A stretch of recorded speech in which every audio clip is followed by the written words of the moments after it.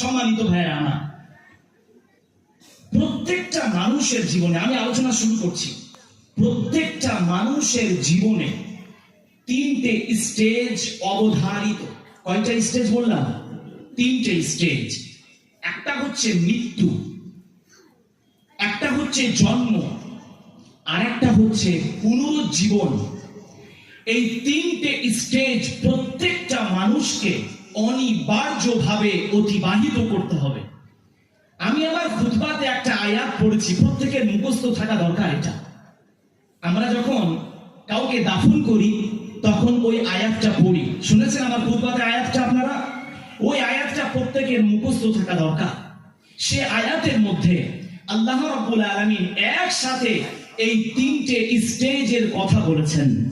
আল্লাহ রাব্বুল আলামিন জানিয়ে দিয়েছেন, মিনহা খালাকনাকুম ওয়া ফিহা নুঈদুকুম ওয়া মিনহা নুখরিজুকুম তারাতান নুখরা।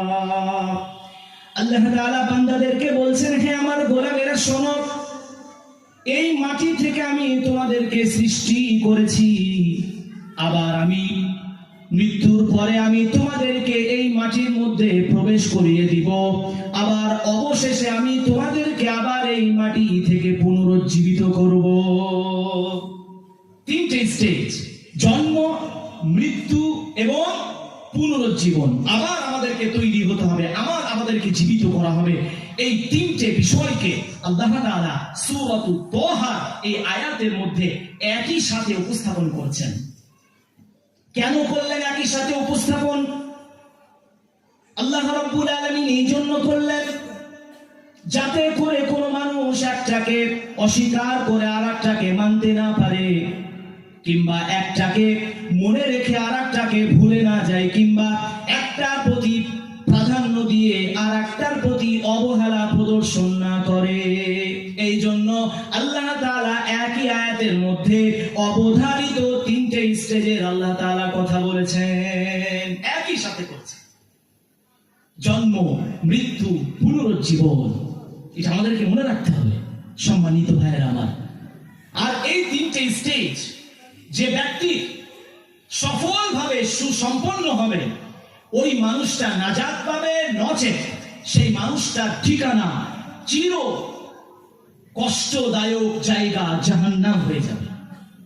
জন্ম, তার যদি জন্ম থেকে নিয়ে মৃত্যু পর্যন্ত সফলভাবে সে অতিবাহিত করতে পারে, মৃত্যুর পর থেকে নিয়ে কিয়ামত পর্যন্ত একটা স্টেজ, এই স্টেজটা তার যদি সফলভাবে সুসম্পন্ন হয় এবং কিয়ামতের দিবসের পরে আবার তাকে পুনর্বার জীবিত করার পরের যে স্টেজ হিসাব নিকাশ হবে তার, ওইটাও যদি সফলভাবে মানুষের সম্পন্ন হয়, তাহলে ওই মানুষটা জান্নাতে প্রবেশ করবে, নচেত ওই মানুষটার ঠিকানা জান্নাত নয়, বরং তার ঠিকানা জাহান্নাম হয়ে যাবে। আর এই তিনটে স্টেজ কোথায় কোথায় অতিবাহিত হবে, সেই কথাও আমাদের স্রষ্টা আমাদের পবিত্র গ্রন্থ আল কোরআনুল কারীমের মধ্যে উপস্থাপন করেছেন। আল্লাহ রাব্বুল আলামিন জানিয়ে দিলেন, ক্বালা ফিহা তাহইয়াউনা ওয়া ফিহা তামুতুনা ওয়া মিনহা তুখরাজুন। বান্দা তোমরা শুনে রাখো, এই পৃথিবীর বুকে তোমাদেরকে জীবন যাপন করতে হবে, আবার এই পৃথিবীর বুকে তোমাদেরকে মৃত্যুবরণ করতে হবে, আবার এমন একটা সময় আসবে এই পৃথিবী থেকে তোমাদেরকে আবার উঠিয়ে নেওয়া হবে। এই জন্য আল্লাহ তাআলা বলছেন, therein you will live and you will die। এই পৃথিবীতে তোমরা জীবন যাপন করবে, আবার এই পৃথিবীতেই তোমরা মৃত্যুবরণ করবে, এবং অবশেষে you will be returned। আবার তোমরা ফিরে যাবে কোথায়? তোমাদেরকে আবার পুনরুজ্জীবিত করা হবে। এটা আল্লাহর কথা। সম্মানিত ভাইয়েরা আমার, তাহলে আমরা এতটুকু শুনলাম যে আমাদের জীবনে তিনটে স্টেজ অবধারিতভাবে অতিবাহিত হবে। কেউ এই তিনটে স্টেজকে ফাঁকি দিতে পারবে? কথা বলেন, পারবে? কেউ জন্মকে ফাঁকি দিতে পারবে? যার ভাগ্যে যাকে আল্লাহ তৈরি করবেন বলে মনস্থ করেছেন, তাকে অবশ্যই জন্ম তার হবে পৃথিবীতে, এবং মৃত্যু এমন একটা অবধারিত বিষয়। মানব ইতিহাসে কোন মানুষ কি এমন আছেন যার মৃত্যু ঘটেনি? আছে? আপনাদের পাড়ায় মনে হয় আছে, আপনারা খুঁজছেন, যদি পাওয়া যায় বলবো একটা।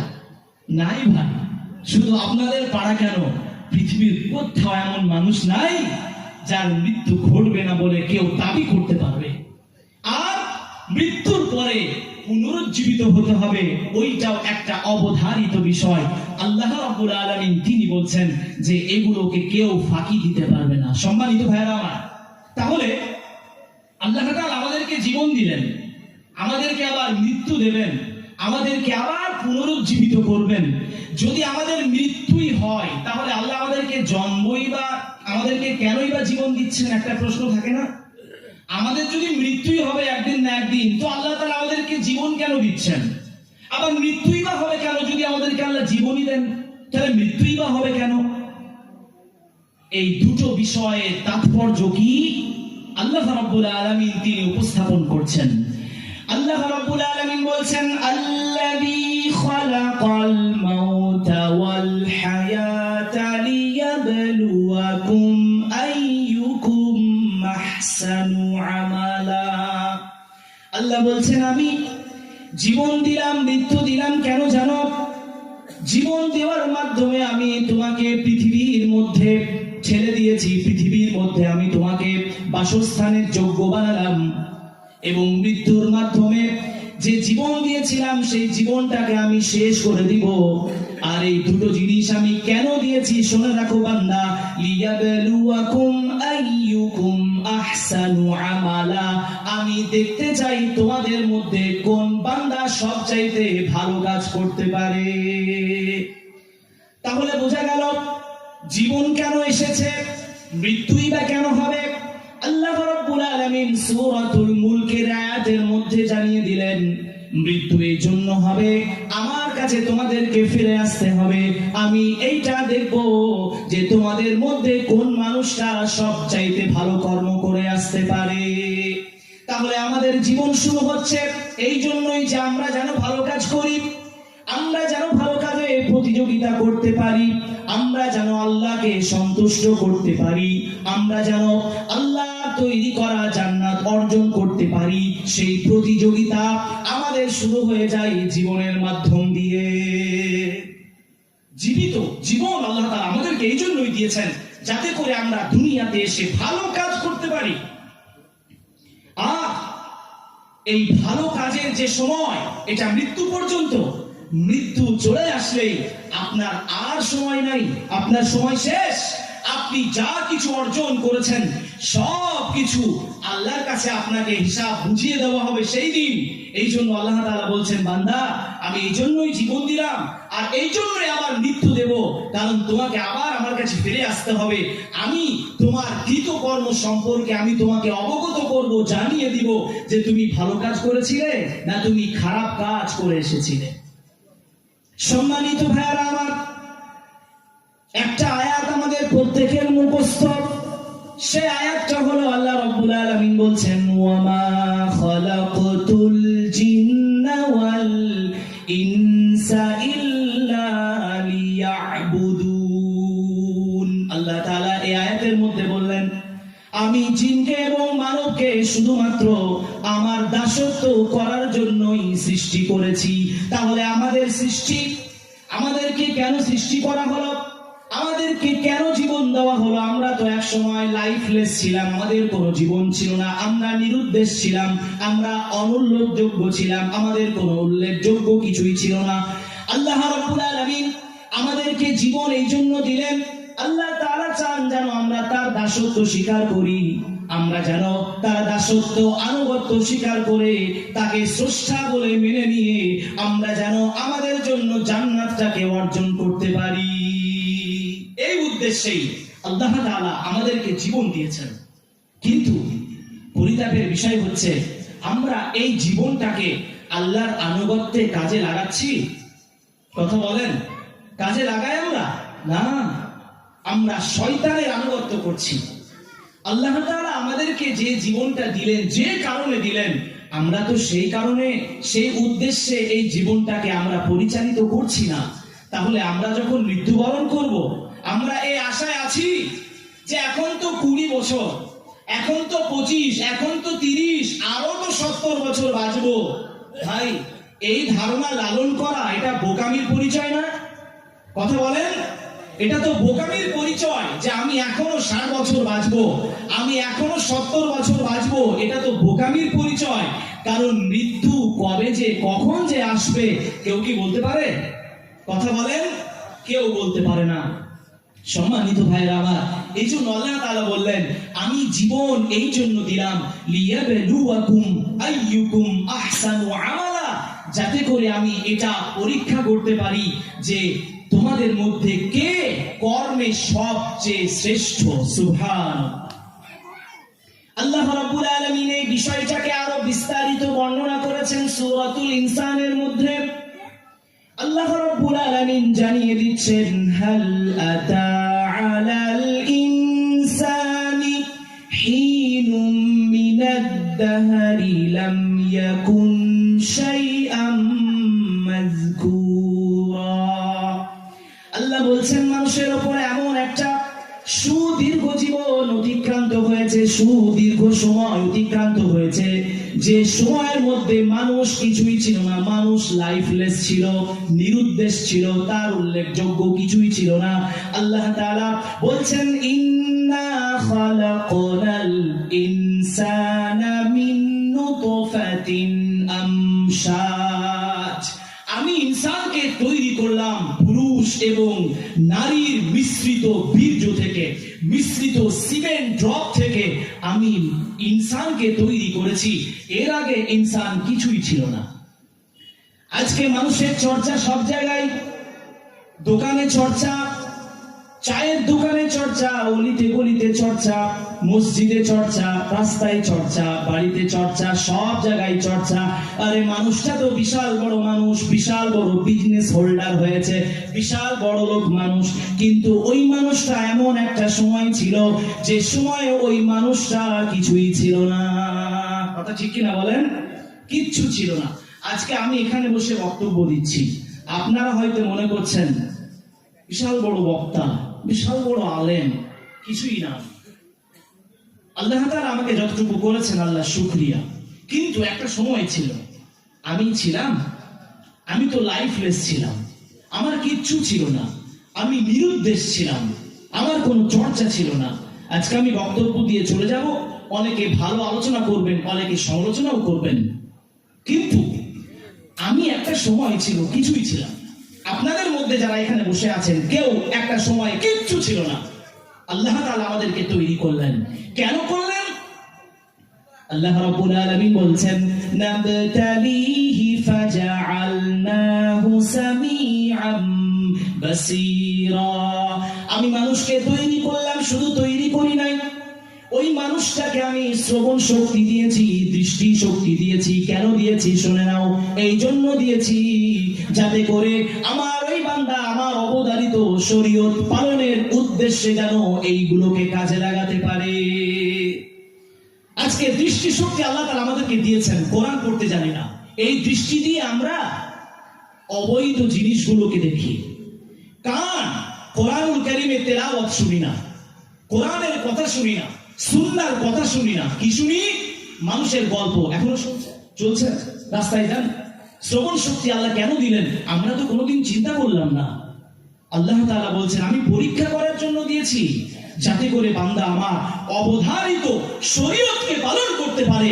এই উদ্দেশ্যে আমি তাকে শ্রবণ শক্তি দিলাম, দৃষ্টি শক্তি দিলাম, চিন্তা শক্তি দিলাম, কিন্তু বান্দা এগুলোকে কাজে লাগালো না। আল্লাহ রাব্বুল আলামিন তারপরে বলছেন, বান্দা ভালো করে শুনে নাও, আমি শুধুমাত্র তোমাদেরকে দৃষ্টি শক্তি দিই নাই, শুধুমাত্র চিন্তা শক্তি দিই নাই, শুধুমাত্র শ্রবণ শক্তি দিই নাই, আমি তোমাদের জন্য একটা করে গাইড বুক পাঠিয়েছি, একটা করে গাইডম্যান পাঠিয়েছি, যে মানুষগুলো ওই গ্রন্থ থেকে তোমাদেরকে কথা শোনাতো, তোমাদেরকে ভালো কাজের দিকে ডাকতো। কত সুব্যবস্থাপনা আল্লাহ রাব্বুল আলামিন তৈরি করে দিয়েছেন। আজকে এই যে কোরআন থেকে কথা হচ্ছে, আজকে মানুষ এই কথাগুলো শুনে নিজের জীবনের মধ্যে ইতিবাচক চেঞ্জিং ঘটাবে, কোথায় বাজারে ঘুরছে, কোথায় গল্প গুজব করছে, আর এত সুন্দর একটা মজমা, পবিত্র মজমা, যে মজমাকে বলা হয়েছে জান্নাতের বাগান, আজকে এই মজমা খালি পড়ে আছে। এটা তো দুশ্চিন্তার বিষয় ভাই, এটা আমাদের সৌভাগ্যের বা খুব একটা ভালো চিন্তার বিষয় না, এটা দুশ্চিন্তার বিষয়, দুর্ভাগ্যের বিষয়। আমি বলেছিলাম যে 10 মিনিটের মধ্যে আসবে, ভাই 20-25 মিনিট হয়ে গেল। আলহামদুলিল্লাহ অনেকে এসেছেন, আল্লাহ আপনাদেরকে কবুল করুন, পড়ি আমিন। আমি বলুন, অনেকে এসেছেন মাশাআল্লাহ, যারা আসার তারা আসবেন। তো আল্লাহ তাআলা বললেন, আমি শুধুমাত্র দৃষ্টিশক্তি, শ্রবণ শক্তি দিয়েই মানুষকে ছেড়ে দিয়ে আমি কোরআন পাঠিয়েছি, আমি তাওরাত পাঠিয়েছি, আমি ইনজিল পাঠিয়েছি, আমি জবুর পাঠিয়েছি, আমি অনেক অগণিত সাহিফা, ছোট ছোট কিতাব পাঠিয়েছি, এবং পৃথিবীর বুকে 1,24,000 পয়গম্বর পাঠিয়েছি। কেন পাঠিয়েছি? আমার সাধারণ বান্দাগুলোকে আমি সুপথে পরিচালিত করার জন্য পাঠালাম। কিন্তু যে বান্দারা সেগুলোকে গ্রহণ করলো তারা তো ভালো পথের পথিক হয়ে গেল, আর যারা এগুলোকে অস্বীকার করলো, ডিনাই করলো, অবহেলা প্রদর্শন করলো, আল্লাহ রাব্বুল আলামিন তারপরে জানিয়ে দিলেন তাদের কি অবস্থা।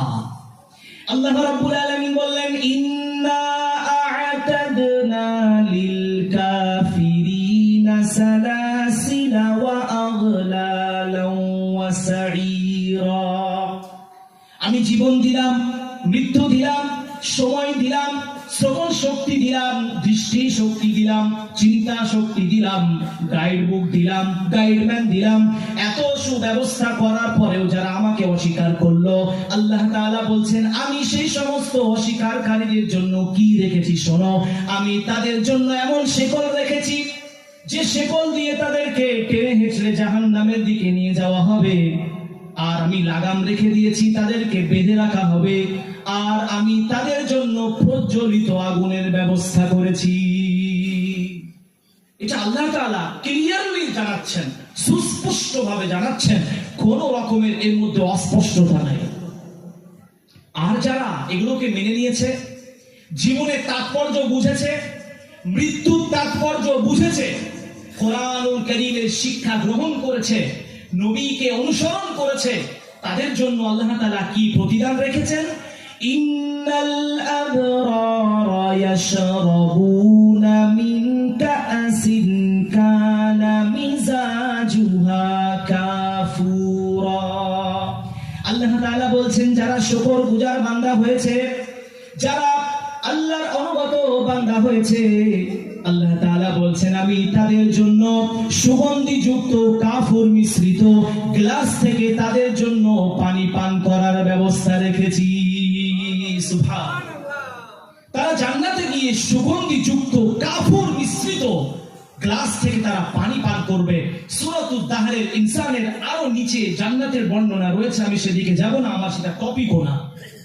সম্মানিত ভাইরা আমার, তাহলে আল্লাহ রাব্বুল আলামিন সূরাতুল ইনসানের মধ্যে বিস্তারিতভাবে তিনি জানালেন যে জন্ম আমি জীবন কেন দিলাম, মৃত্যু কেন দেব, এবং তাদেরকে আমি পুনরুজ্জীবিত কেন করব। কারণ অনেক লোক তো অস্বীকার করেছে, আমাকে উল্টো পাল্টা বলেছে, কোরআনের অনুসরণ করেনি, কোরআনকে লাথি মেরেছে, অ্যাভয়েড করেছে, তাদের জন্য আমি জাহান্নাম রাখবো। আর এগুলো তো তখনই হবে যখন মানুষকে আবার মৃত্যুর পরে আবার তাকে জীবিত করা হবে, তাই না ভাই? না হলে আল্লাহ রাব্বুল আলামিনের যখন একটা মানুষকে শায়িত করা হয়, 1 মাস, 2 মাস, 5 মাস, 1000, 1 বছর পরে ওই মানুষটাকে আর খুঁজে পাওয়া যাবে না, শুধু হাড়গুলো পাওয়া যাবে। ওই হাড়কে জ্বালিয়ে জাহান্নামের আগুনে জ্বালিয়ে কি কোনো লাভ আছে? কথা বলেন, লাভ আছে? কোনো লাভ নাই। এই জন্য আল্লাহ তাআলা আমাদেরকে আবার, প্রত্যেকটা মানুষকে আবার অরিজিনাল ফিজিক্যাল ফর্মে নিয়ে আসবেন, শারীরিক গঠন তৈরি করে তাকে জাহান্নামের আগুনে দেবেন, কিংবা সে যদি ভালো মানুষ হয় তাকে জান্নাতের মধ্যে দেবেন, সে জান্নাতের মধ্যে সুন্দর নিয়ামতগুলো উপভোগ করবে। বলুন সুবহানাল্লাহ। সম্মানিত ভাইরা আমার, তাহলে আমরা এতক্ষণ বুঝতে পারলাম যে জীবন এবং মৃত্যুর কি তাৎপর্য ইসলামিক পয়েন্ট অফ ভিউ থেকে। তাহলে জীবন এবং মৃত্যু, এই জীবন শুরু হচ্ছে জন্মের মাধ্যমে, আর জান্নাতকে অর্জন করা, আল্লাহকে সন্তুষ্ট করার জন্য আল্লাহ যে আপনাকে সময় দিয়েছিল 60, 70, 20, 25 যাই দেখ, সেইটা শেষ হয়ে যাচ্ছে কখন? মৃত্যুর মাধ্যমে, তাই না? মৃত্যু এসে গেলে আপনার আর কিছু করার নাই। কিন্তু অনেকেই মনে করেন যে মৃত্যু হয়ে গেল বা সে বেঁচে গেল। এটা কি সত্য বিষয়? কথা বলেন, এটা কি সত্য? না, এটা সত্য নয়, এটা মহা মিথ্যা। যে একজন মরে গেল মানেই তার সব শেষ হয়ে গেল, না। কোরআনুল কারীমের মধ্যে 1200 কাছাকাছি এমন আয়াত রয়েছে, 1200 কাছাকাছি এমন আয়াত রয়েছে যে আয়াতগুলো এই বিষয়ের প্রতি জোর দিচ্ছে। The life of a human being does not end at death. মৃত্যুর মাধ্যমে একজন মানুষের জীবন শেষ হয়ে যায় না, but in fact continues a new life. The Quran calls this life the true life. সে একটা নতুন জীবনকে শুরু করে মৃত্যুর মাধ্যমে, আর কোরআন এই জীবনটার নাম দিয়েছে ট্রু লাইফ, অর্থাৎ এটাই হলো আসল জীবন। সুবহানাল্লাহ। আজকে আমরা দুনিয়ার বুকে যে জীবন অতিবাহিত করছি এটা তো মিথ্যা ভাই, এটা তো ক্ষণস্থায়ী। এটা তো আপনার 20-তেও শেষ হতে পারে, 60-এও শেষ হতে পারে, খুব বেশি 130-এ শেষ হতে পারে। কিন্তু মৃত্যুর পরে যে জীবনটা আল্লাহ তাআলা আমাদেরকে দান করবেন সেটা কি শেষ হওয়ার জীবন? কথা বলেন, সেটা কি শেষ হওয়ার জীবন? না, সেটা শেষ হওয়ার জীবন নয়। এই জন্য আল্লাহ রাব্বুল আলামিন বলছেন, বান্দা এগুলোকে বিশ্বাস করো, তোমাদেরকে আবার পুনর্জীবিত হতে হবে, তোমাদেরকে হয়তো জান্নাতে যেতে হবে, না হলে জাহান্নামে যেতে হবে। সেটা তোমাদেরকে ডিসিশন নিতে হবে। The decision is yours. আমার ভাইরা, আপনাদের সিদ্ধান্ত। আপনারা কোথায় যাবেন? জান্নাতে যাবেন না জাহান্নামে যাবেন? একবার বলেন তো, হাত উঠিয়ে কোথায় যাবেন? বললেই কি হবে? তাহলে কর্ম করতে হবে তো, শুধু বললে হবে না, কর্ম করতে হবে। আমি যদি স্কুলে গিয়ে বলি আমি ফার্স্ট হব, যখন রেজাল্ট আউট হবে আপনার নামটা কি উপরে থাকবে? তাহলে আপনাকে পরীক্ষায় বসতে হবে, পরীক্ষার আগে প্রিপারেশন নিতে হবে, ঠিক মতো পরীক্ষা দিতে হবে, ফার্স্ট হওয়ার মতোই পরীক্ষা আপনাকে দিতে হবে। তারপরে যখন রেজাল্ট আউট হবে আপনার নামটা প্রথম নম্বরে থাকবে। কথা ঠিক কিনা ভাইয়ের আমার? এই জন্য শুধু জান্নাতি হব বললেই হবে না, আমাদেরকে পরিশ্রম করতে হবে। আল্লাহ রাব্বুল আলামিন আমাদের প্রত্যেককে জান্নাতি বানান এবং জান্নাত অর্জন করার জন্য যে সমস্ত পদক্ষেপ নেওয়া দরকার আছে সেই সমস্ত পদক্ষেপ নেওয়ার তৌফিক দান